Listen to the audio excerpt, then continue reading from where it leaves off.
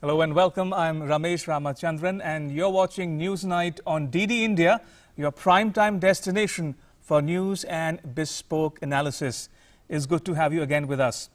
All right, on the show tonight, Prime Minister Narendra Modi takes homegrown vaccine as India begins phase 2 of vaccination drive. The vaccine is wholly indigenous. It's been developed by a Hyderabad-based company. More importantly, unlike other countries, the Indian Prime Minister chose to wait his turn. He did not jump queue. He took the jab only after doctors and other frontline workers were vaccinated in phase 1. Also on the show, we get the latest from Myanmar, where at least 21 people have been killed in the protests since the 1st February military coup. Plus, news and updates from India and the world, all that and much more coming up over the next 1 hour. But first, as always, the headlines.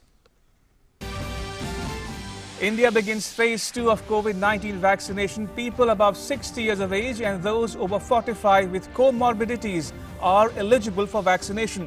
People across the country take part with enthusiasm, visit government-run and private hospitals to take the first dose of vaccine. Prime Minister Narendra Modi takes first dose of indigenous COVID-19 vaccine. Covaxin is a homegrown vaccine developed by Bharat Biotech. The Prime Minister hails doctors and scientists for their remarkable role in the fight against the coronavirus pandemic, appeals those eligible to take the vaccine.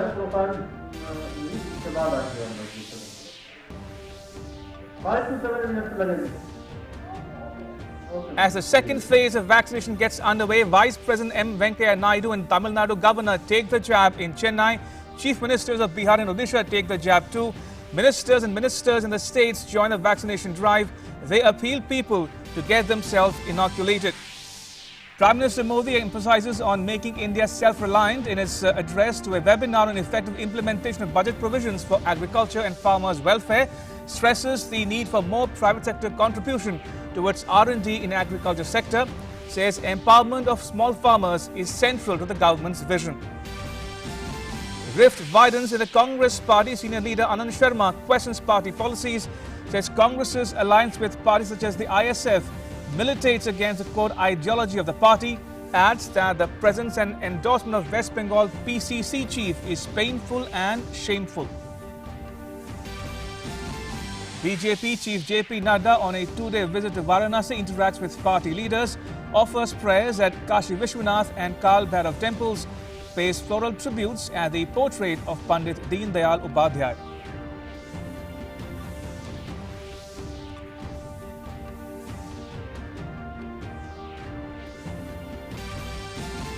In Myanmar, security forces use force to disperse anti-coup protesters. Protesters clashed with the police at several places on Monday. Children take to the streets as well. Most leaders, including Aung San Suu Kyi, remain in detention.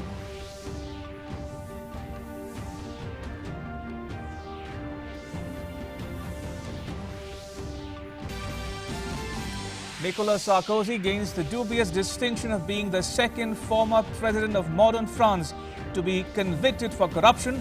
Court finds him guilty of trying to bribe a judge and influence peddling on Monday, sentenced him to 3 years in jail with 2 years suspended.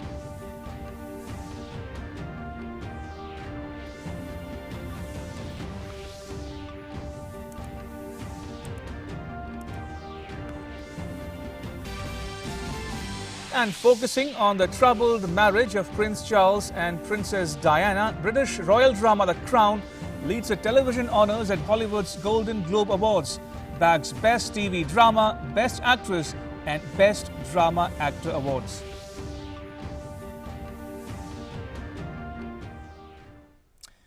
All right, let me dive straight into our cover story.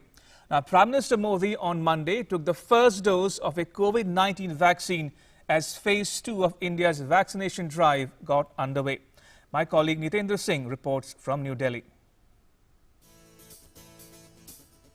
Prime Minister Narendra Modi on Monday took the first dose of a homegrown COVID-19 vaccine at the All India Institute of Medical Sciences, also known as AIIMS, in New Delhi. Nurse P. Niveda from Puducherry in southern India administer the vaccine to Prime Minister Modi. She was assisted by a nurse from the state of Kerala. The Prime Minister wore the traditional Assamese gamosa or scarf for his hospital visit. It is symbolic of blessings of women from Assam. The Prime Minister has been seen wearing it on many occasions in the past. He took to Twitter to make the announcement himself. He tweeted, I quote, "Took my first dose of the COVID-19 vaccine at AIIMS. Remarkable how our doctors and scientists have worked in quick time to strengthen the global fight against COVID-19. I appeal to all those who are eligible to take the vaccine. Together, let us make India COVID-19 free." Unquote. The homegrown vaccine given to Prime Minister Modi is called Covaxin. It was developed by the Hyderabad-based company Bharat Biotech in collaboration with the Indian Council of Medical Research. Sir से मिलकर अच्छा लगा, sir ने अच्छी बात की है। Sir को भारत बायोटेक की कोवैक्सीन दिया गया है फर्स्ट डोज, अभी 28 डेज में सेकेंड डोज पेंडिंग है। पूछताछ की है सर, हम कहाँ से बिलोंग करते वगैरह, बात हुए सर से, और वैक्सीन देने के बाद सर ने बोला लगा भी दिए, पता भी नहीं चला करके। The Prime Minister would get the second jab in 28 days. Significantly, Prime Minister Modi chose to visit the hospital early in the morning, and that too without a security detail blocking the roads for his motorcade to pass through, so that people were not inconvenienced. Those above 60 years of age and people over 45 with certain ailments are eligible for the second phase of vaccination. Health Minister Dr. Harshvardhan hoped that with the Prime Minister taking the jab, disinformation about the vaccination drive would end. तो मैं ये समझता हूँ कि प्रधानमंत्री जी ने बड़ा स्पष्ट संदेश दे दिया है देश को। अब किसी भी किस्म की इससे संबंधित अफवाहों पर, मिस इन्फॉर्मेशन पर, दुष्प्रचार पर, और जो इससे जुड़ी हुई जो वैक्सीन हेजिटेंसी का इशू था, ये हमेशा के लिए it should be buried once for all. Some other ministers trained their guns on those who questioned why the Prime Minister had not taken the vaccine so far. Today, when the turn came of people above 60 years, the Prime Minister was first to lead this from the front.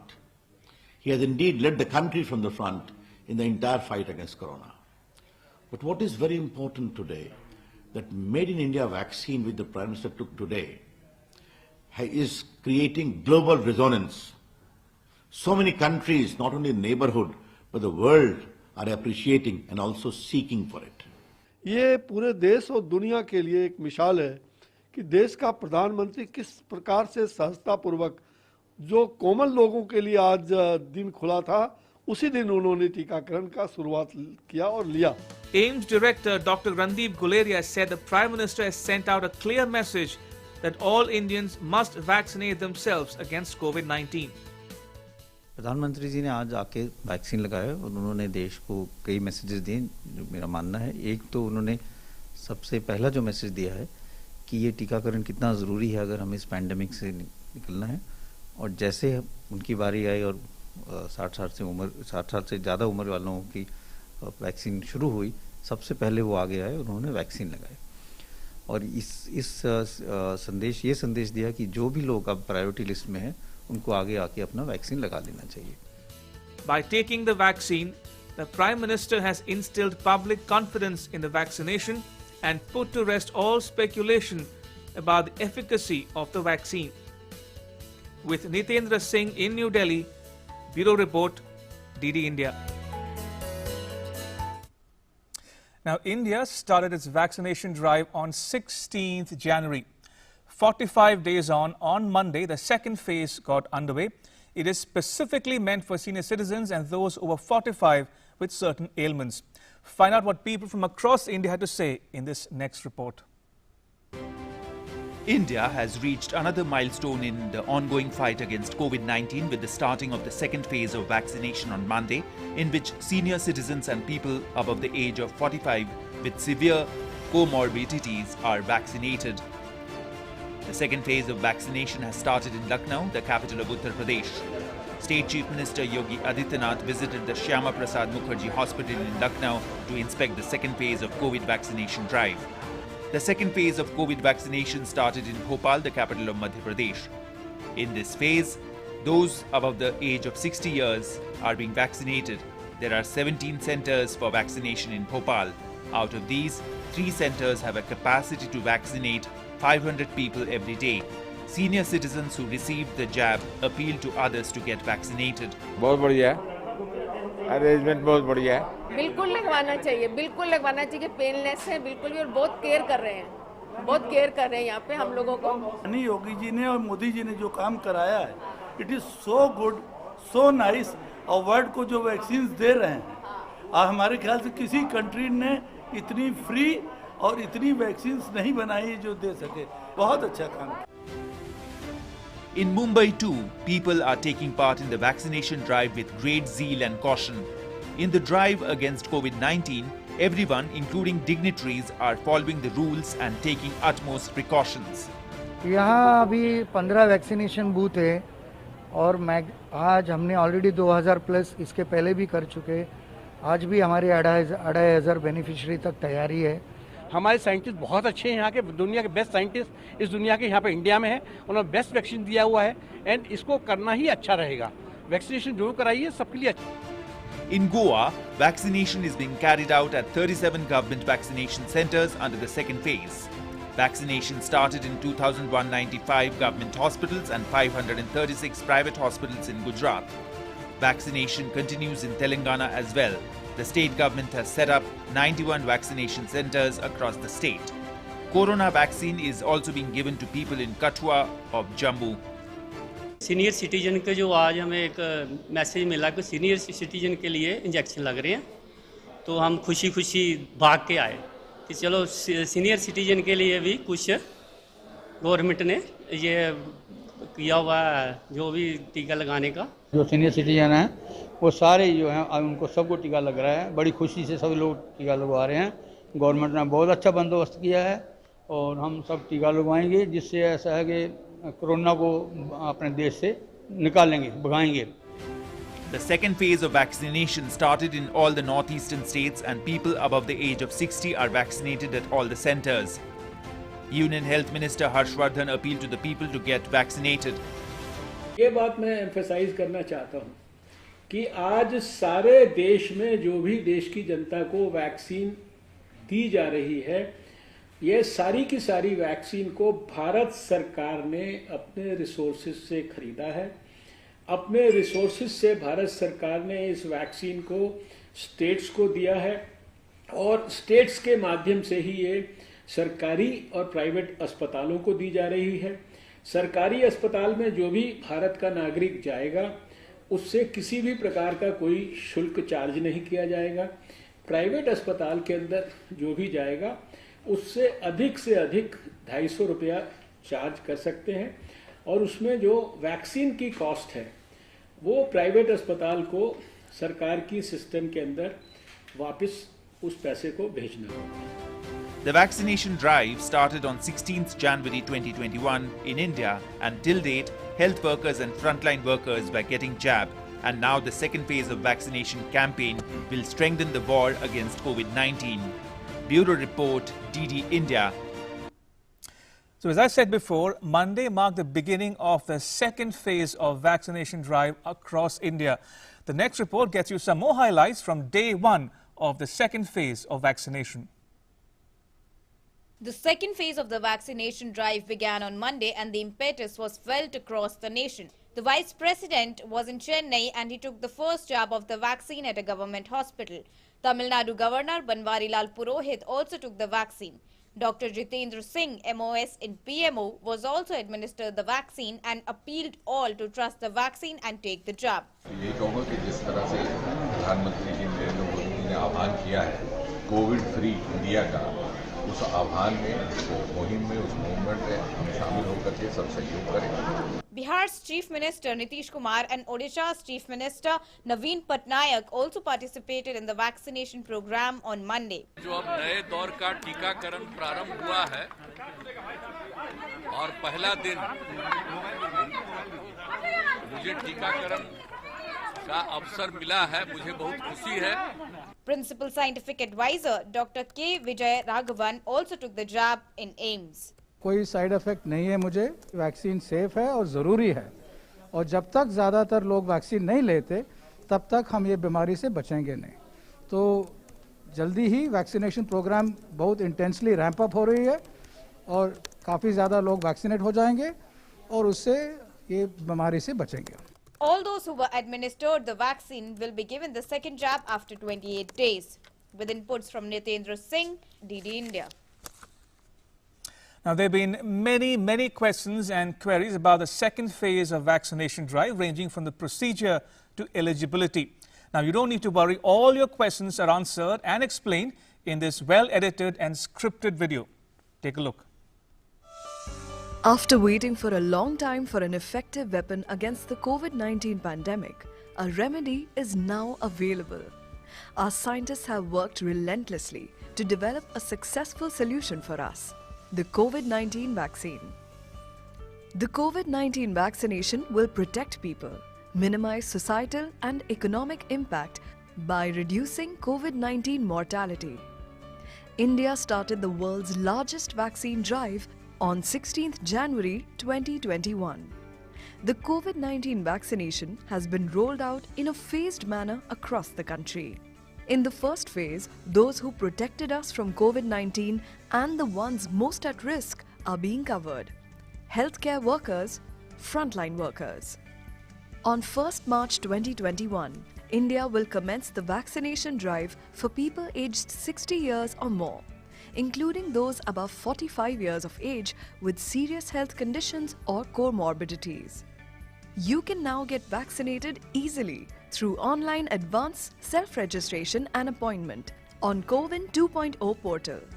Follow these simple steps for online advance self-registration and appointment. Visit www.cowin.gov.in.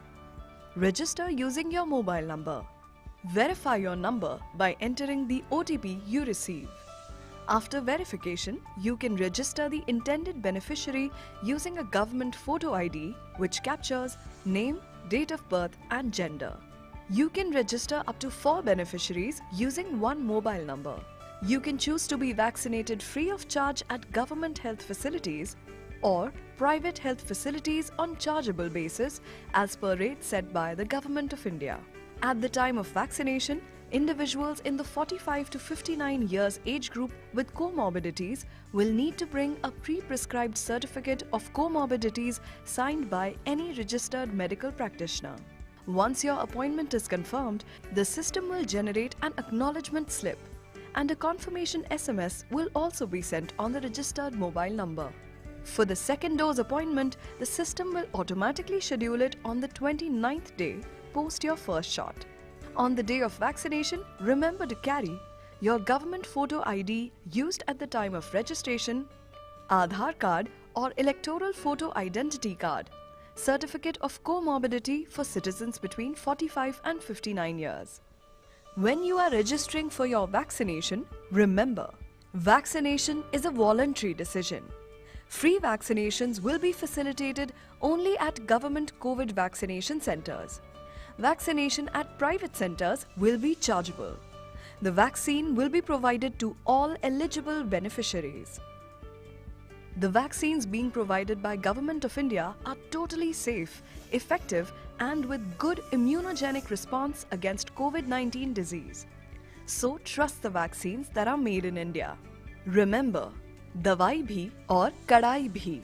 Even after taking the vaccine, continue to wear a mask, observe a physical distance of 2 meters and regularly wash hands. For authentic information, visit the official website of the Ministry of Health and Family Welfare, www.mohfw.gov.in, or call the national helpline number 1075. Let's unite to fight the pandemic and support the largest vaccine drive.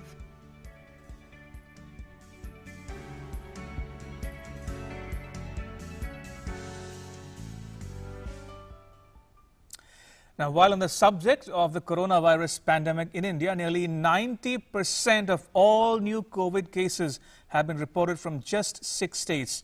That and some more other updates from around India in the next report. Take a look.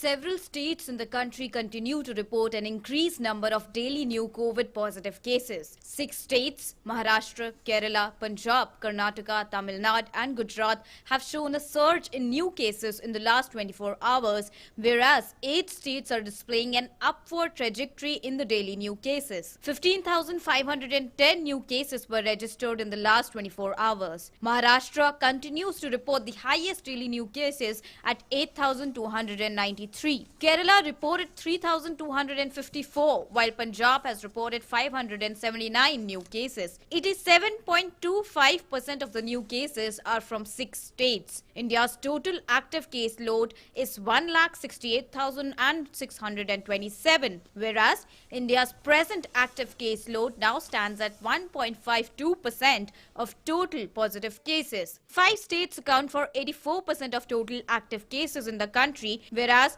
Maharashtra alone accounts for 46.39% of India's total active cases. Kerala accounts for 29.49% of India's total active cases. 21 states and union territories have reported less than 1,000 active cases. Arunachal Pradesh has reported no active case in the last 24 hours. 5 states and union territories have registered more than 1,000 active cases, whereas Kerala and Maharashtra are the 2 states with more than 10,000 active cases.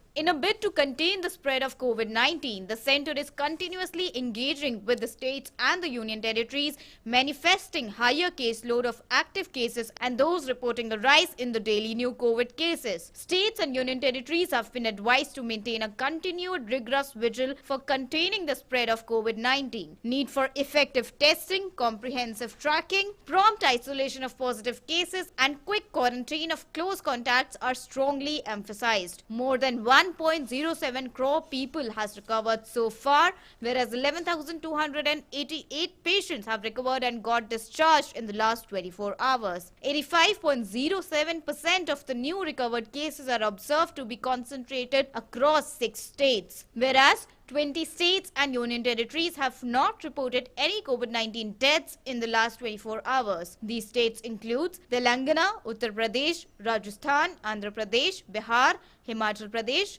Puducherry, Assam, Manipur, Sikkim, Mizoram, Nagaland, Arunachal Pradesh, Tripura, Lakshadweep, Meghalaya, Ladakh, Andaman and Nicobar Islands, Uttarakhand, Daman and Diu and Dadra and Nagar Haveli. News Night Desk, DD India.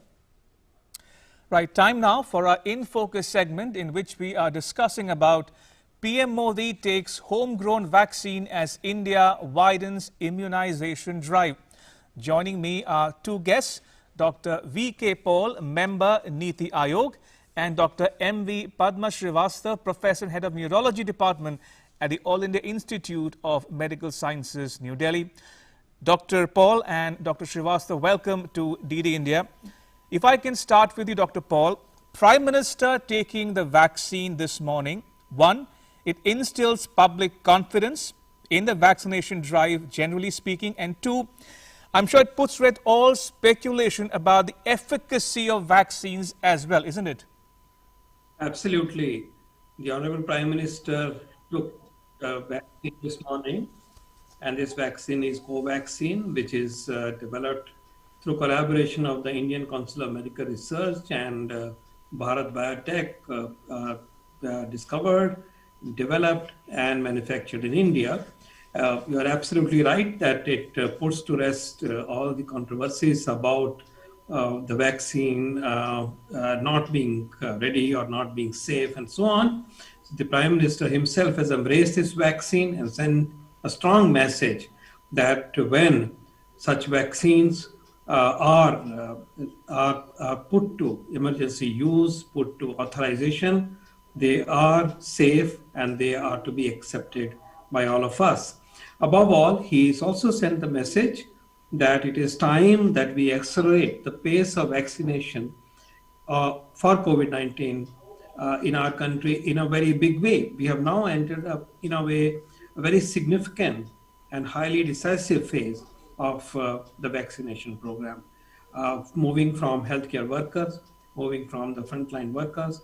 Now we are into a large cohort of Indians above the age of 60 and those above the age of 45 who have comorbidities. This is a very large number, and a new strategy has been now being implemented, where there is a massive participation of the private sector, in addition to an expanded role being played by the public sector.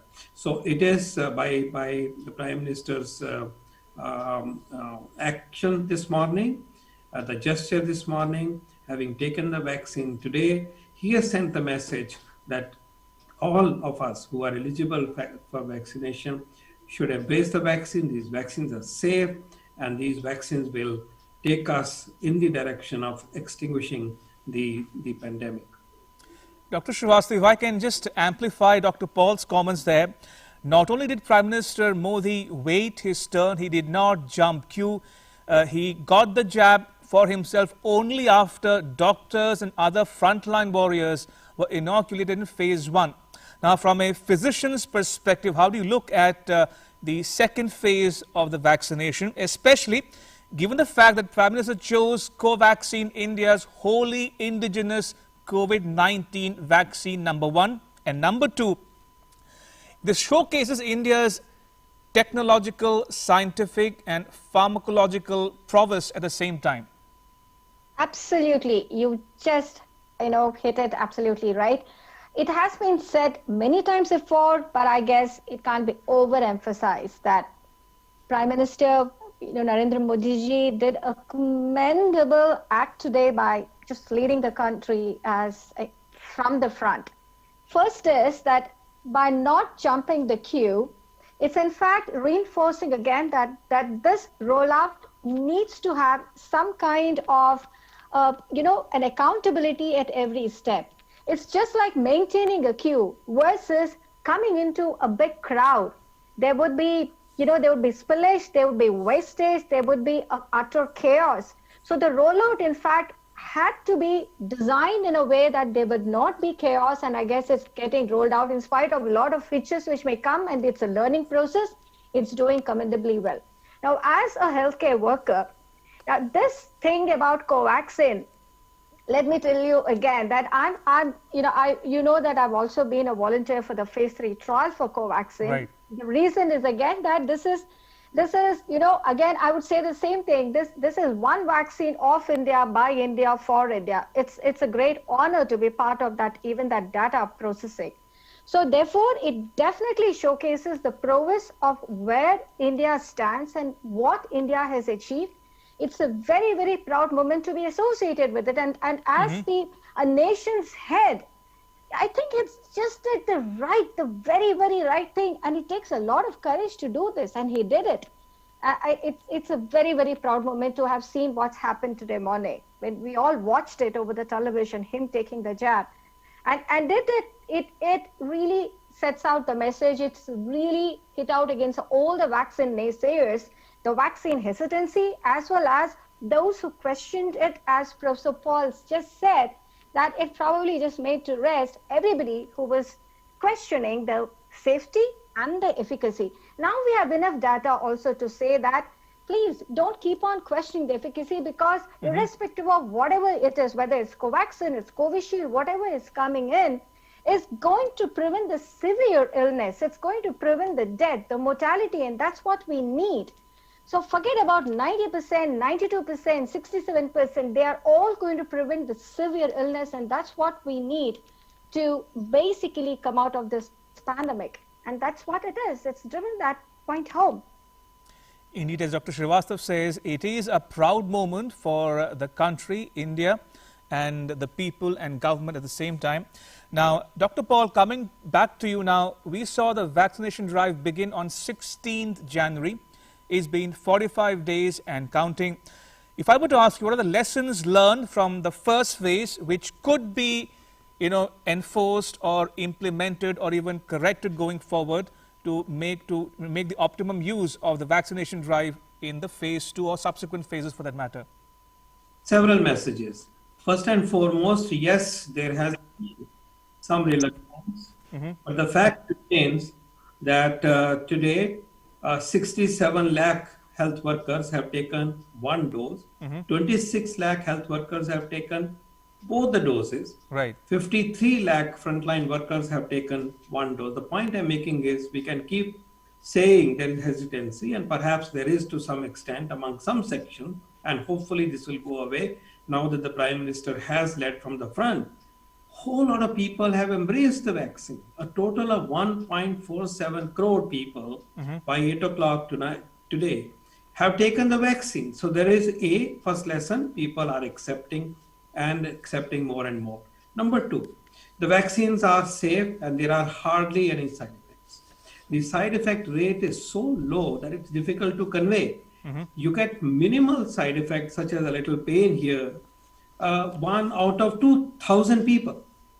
Phenomenally safe. No, hardly any hospitalization, no question of death. That is the second lesson and the second glaring message out here.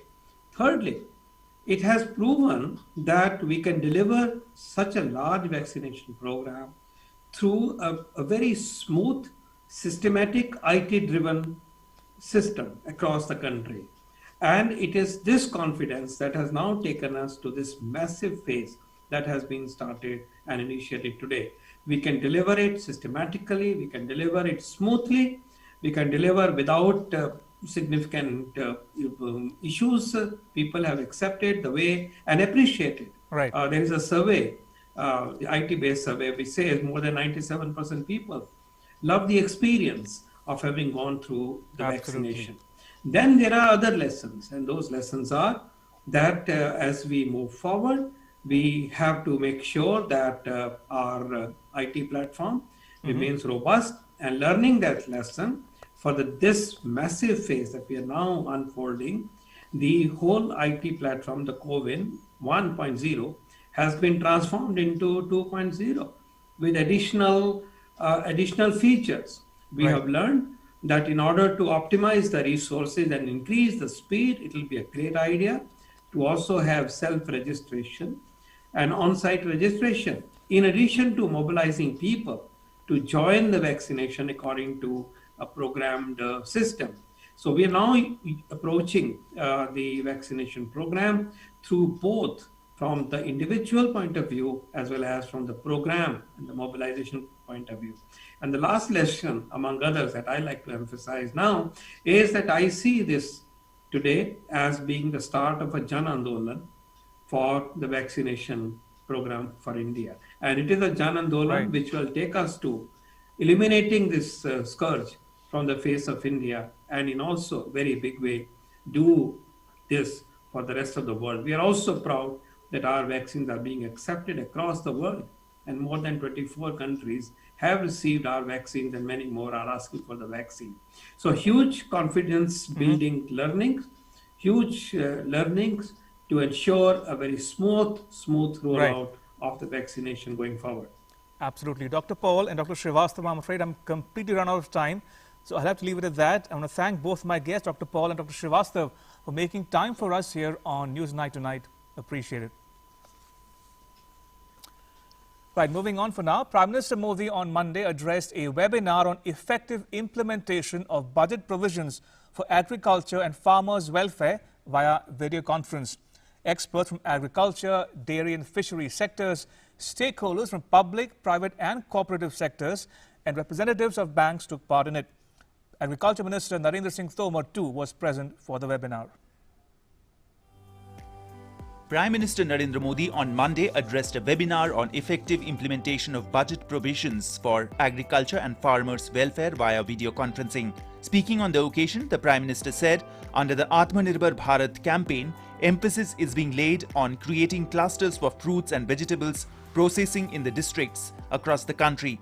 Speaking on the occasion, the Prime Minister outlined the vision of the government with small farmers in the center.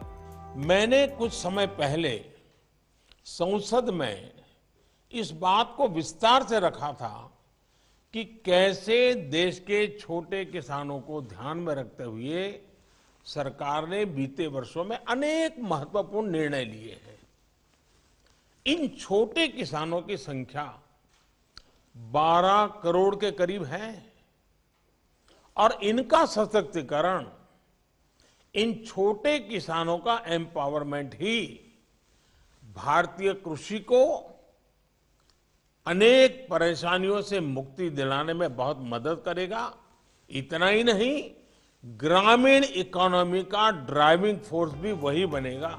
PM highlighted some of the provisions for agriculture in this union budget, like increasing the agriculture credit target to 16,50,000 crore rupees, with priority to animal husbandry, dairy and fisheries sector, increasing rural infrastructure fund to 40,000 crores, doubling the allocation for micro irrigation, expanding the scope of Operation Green Scheme to 22 perishable products, and linking 1,000 more mandis with ENAM.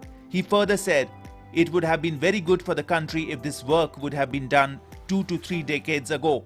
आज हमें agriculture के हर sector में, हर खाद्यान्न, हर सब्जी, फल, fisheries, सभी में processing पर सबसे ज्यादा फोकस करना है।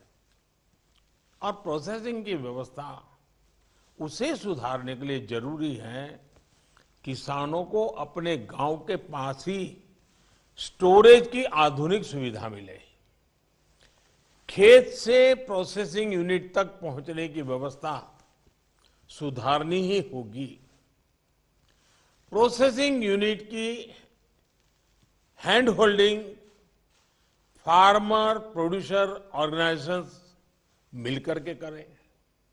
और हम सब ये जानते हैं कि फूड प्रोसेसिंग क्रांति के लिए देश के किसानों के साथ ही देश के पब्लिक प्राइवेट कोऑपरेटिव सेक्टर को भी पूरी ताकत से सही दिशा में आगे आना हो। He stressed on the need for expanding the options for the country's farmers to sell their produce.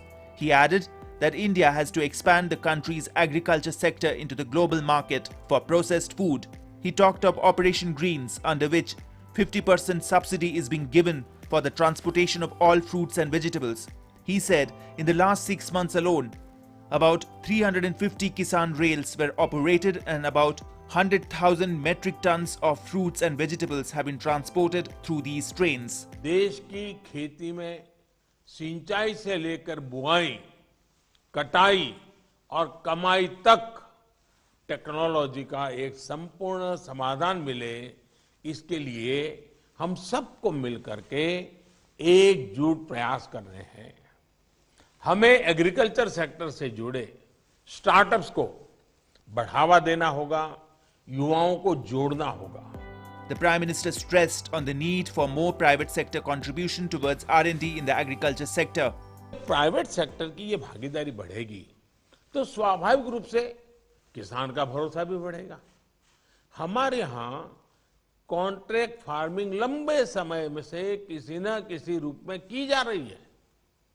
हमारी कोशिश ये होनी चाहिए कि कॉन्ट्रैक्ट फार्मिंग सिर्फ एक व्यापार बनकर ना रहे, बल्कि उस जमीन के प्रति हमारी जिम्मेदारी को भी हम निभाएं। The Prime Minister gave a call to make concerted efforts in the farming of the country to find a comprehensive technological solution from irrigation to sowing till harvesting and earning. Bureau Report, DD India. Congress leader Anand Sharma put out a tweet slamming the party's coalition with the ISF and other parties. He said, I quote, Congress's alliance with parties like ISF and other such forces militates against the core ideology of the party and Gandhian and Nehruvian secularism, which forms the soul of the party. These issues need to be approved by the CWC. Congress cannot be selective in fighting communalists, but must do so in all its manifestations, irrespective of religion and color. The presence and endorsement of West Bengal PCC president is painful and shameful. He must clarify, unquote.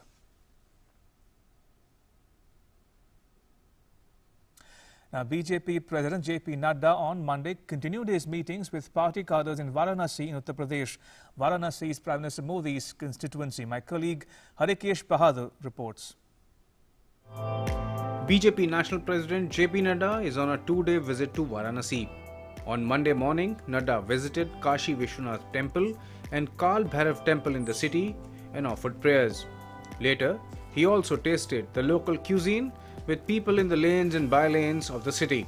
Nadda once again started the Mera Booth Sabse Mazboot campaign to strengthen the organization at the grassroots level and address the party workers. मुझे आशीर्वाद काल भैरव जी का और पहले काशी विश्वनाथ जी का मिला है, जो मैं आशीर्वाद संजोकर सभी कार्यकर्ताओं के साथ, करोड़ों कार्यकर्ताओं के साथ भारत की सेवा में और आदरणीय प्रधानमंत्री श्री नरेंद्र मोदी जी के द्वारा जो नीतियां चल रही हैं उनको जन जन तक पहुंचाने का संकल्प लिया है और काशी विश्वनाथ जी के आशीर्वाद से उसको हम पूरा करेंगे। JP Nadda also paid floral tributes at the portrait of Pandit Deen Dayal Upadhyay in the city. आज उनकी पुण्य स्थली पर आकर, स्मृति स्थली पर आकर एक हम सब लोगों को एक ऊर्जा मिलती है, प्रेरणा मिलती है, ताकत मिलती है।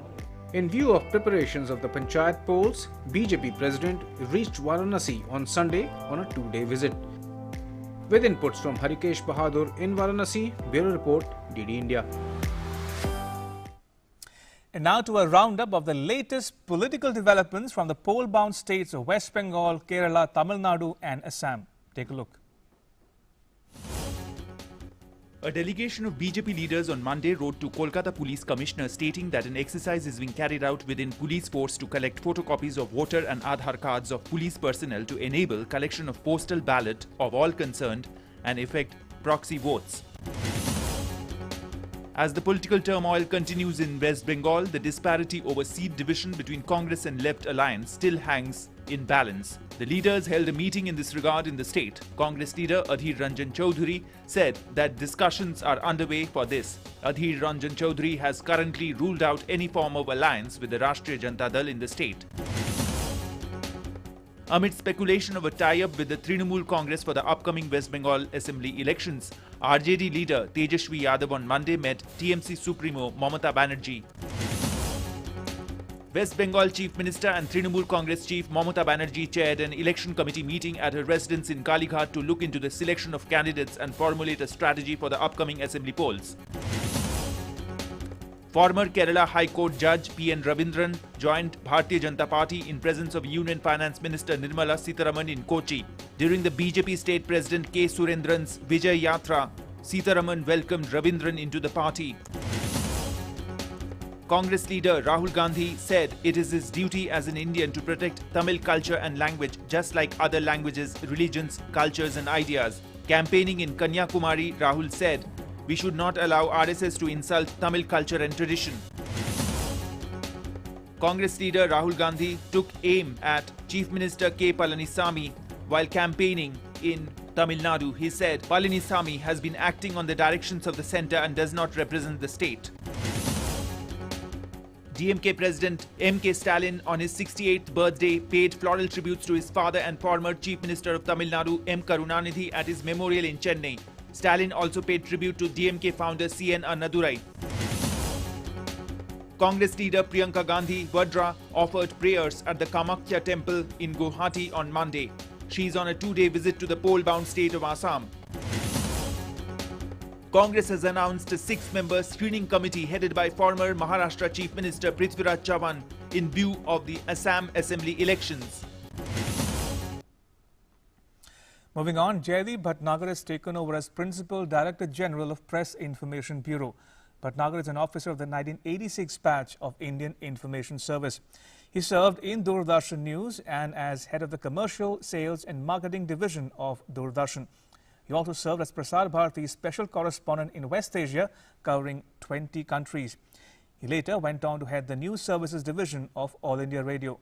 He also served as a registrar of Indian Institute of Mass Communication. Right, now to the other big story we are tracking on Newsnight. Myanmar's ousted leader Aung San Suu Kyi on Monday appeared at a court hearing via video conference as the party's supporters marched in several towns and cities in defiance of a crackdown after the bloodiest day since the 1st February military coup. Police fired tear gas and stun grenades to disperse hundreds of protesters in the main city of Yangon on Monday. Myanmar is boiling. Protests and chaos have become a routine affair. Protesters took to the streets again on Monday despite Sunday seeing the deadliest day yet with 18 killed. Yangon police once again on Monday fired tear gas at anti-coup protesters as demonstrations against Myanmar's military government continue across the country, despite authorities adopting a more heavy-handed response. Even children have joined the protests now. About a dozen children marched and chanted, protesting in Myanmar's second-largest city, Mandalay. It comes as protesters marched in Myanmar in defiance of a crackdown by security forces that killed at least 18 people a day earlier. Ousted Myanmar civil leader Aung San Suu Kyi faced court on Monday via video link. The court filed 2 more charges against her. She was seen by her lawyer for the first time since a military coup. She has been held at an undisclosed location since the coup on February 1. Reports say Myanmar's new election commission has annulled the November 2020 election results on Friday that had declared Aung San Suu Kyi's massive victory. Firing, deaths, chaos were clearly witnessed on Sunday. Anti-coup protesters filled the streets of Yangon on February 28 as police launched their most sweeping crackdown in 3 weeks of nationwide protests against military rule, arresting hundreds of people. Confrontations developed as people came out despite the police operation, chanting and singing. Police fired on protesters in Myanmar, and then came the news of deaths from several cities. These police used live rounds and tear gas. It all started on Saturday when security forces began the violent crackdown after weeks of largely peaceful protests against the February 1 military takeover. The videos show cops scattering crowds in the streets with smoke bombs, tear gas, and also firing guns. Protesters in Yangon hurled Molotov cocktails at the police, who fired back at them on Sunday morning as the crackdown on military coup demonstrations entered a second day. Video filmed by local media also showed chaotic scenes. Protesters dragged away injured people to ensure their safety. The police operation was expanded on Sunday as coup leaders sought to quash a civil disobedience campaign that has shown no sign of ending. Myanmar was thrown into chaos when the army seized power and detained elected leader Aung San Suu Kyi and much of her party leadership, alleging fraud. In a November election, her party won by a landslide. The coup, which stalled Myanmar's progress towards democracy after nearly 50 years of military rule, has brought hundreds of thousands of protesters onto the streets and drawn condemnation from Western countries, with some imposing limited sanctions. The US has already imposed sanctions on Myanmar's military leaders since the army seized power. DD India. All right, time now for our second In Focus segment, in which we are discussing about protests continue in Myanmar. Joining me is Ambassador Rajiv Bhatia, a former Indian envoy to Myanmar. Ambassador Bhatia, welcome to DD India. Now, we've seen at least 21 deaths since 1st February, since the military takeover in early February.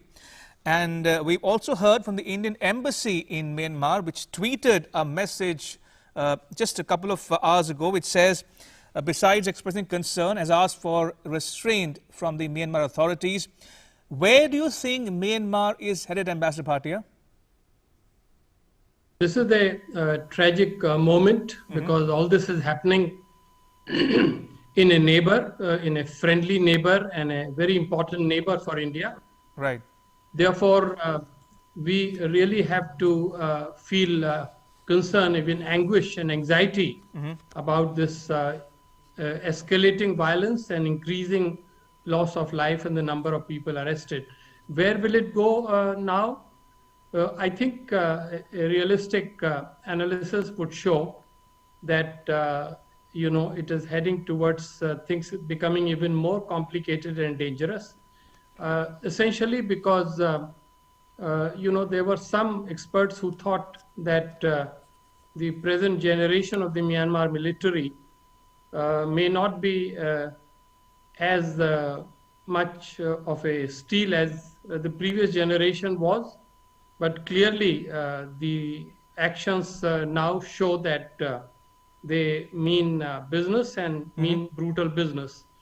Other experts thought that the young generation in Myanmar, fired by the power of internet and their drive for freedom, would stop at a point But I think it's also clear that the sacrifices that they have already made has further strengthened their resolve. So in short, positions on both sides are getting hardened, and I'm afraid, I'm sorry to say, things might get worse before it would get better. Indeed. Ambassador Bharti, I have just a couple of more minutes left on this discussion. So very quickly, a couple of questions. One, the Myanmar military authorities have pressed 2 more charges against Aung San Suu Kyi. Initially, as per my information, she was first accused of illegally importing 6 walkie-talkie radios, later accused of violating a natural disaster law by breaching coronavirus protocols, and now under a section of a colonial-era penal code prohibiting publication of information that may cause fear or alarm, and also under a telecommunications law stipulating licenses for equipment. So my question to you is, what is the army's end game here? Because Suu Kyi is still in detention, number one. And number two, how do you think India should navigate the next few weeks? Thank you. You are absolutely right. The background to the case that Madam Aung San Suu Kyi is facing is absolutely accurate. The end game is very clear to my mind, going by the past history and the analysis of the present actions and motivations. I think they want to ensure that she is not part of the political process in future, that she does not take part in elections when they are planned again, and they are very much being planned very quickly.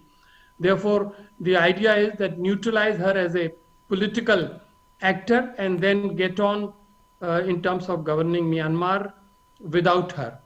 As to the second point, I think very briefly, it's very clear India feels a great deal of anxiety. It supports the cause of democracy. It extends moral and political support, I'm sure. And I think I can see that in media, there is a very strong rising interest.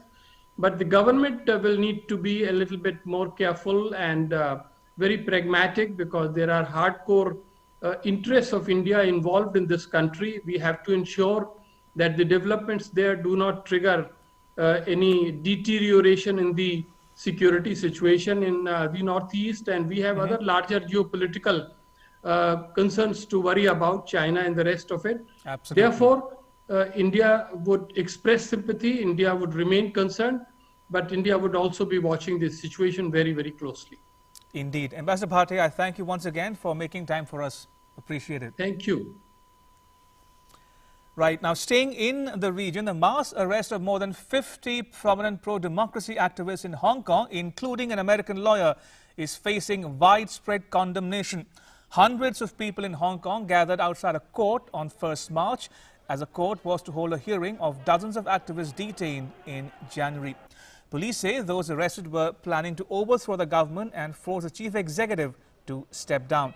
But the incoming U.S. Secretary of State Antony Blinken has described the move as an assault. Richard Kimber reports from outside Hong Kong's top court.